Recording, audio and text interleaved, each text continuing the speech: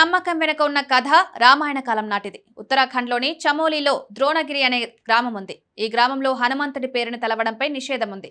ఇక్కడ హనుమంతుడి విగ్రహం లేదా ఆలయం లేదు. అయితే ఈ గ్రామంలోని వారు రాముణ్ణి పూజిస్తారు.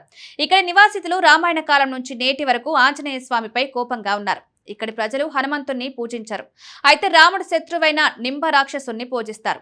స్థానికుల నమ్మకం ప్రకారం ఈ గ్రామానికి సంబంధించిన కథ రామాయణ కాలంతో ముడిపడి ఉంది. రావణుడు చేస్తున్న సమయంలో ఆ యుద్ధంలో లక్ష్మణుడు అపస్మారక స్థితికి చేరుకుంటాడు. అప్పుడు లక్ష్మణుడికి స్పృహ తెప్పించేందుకు హనుమంతుడు సంజీవని మూలికను తీసుకురావడానికి ఈ గ్రామానికి వచ్చాడని చెప్తారు. మూలిక కోసం వెతుకుతున్నప్పుడు హనుమంతుడు ఏ మూలిక సంజీవనిని గుర్తించలేకపోయాడు. దేన్ని తీసుకురావాలో అర్థం చేసుకోలేకపోయాడు. దీంతో లక్ష్మణుడి ప్రాణాలను కాపాడడానికి మొత్తం పర్వతాన్ని ఎత్తి రామలక్ష్మణులున్న చోటుకి తీసుకువెళ్తాడు. పర్వత దేవత హనుమంతుడి పర్వతాన్ని తీసుకువెళ్లడాన్ని క్షమించలేదు. హనుమంతుడు పర్వతాన్ని పెకిలించే ముందు ఆ దేవత అనుమతి తీసుకోలేదని, ఆ సమయంలో పర్వత దేవత ధ్యానంలో నిమగ్నమై ఉందని స్థానికులు నమ్ముతారు.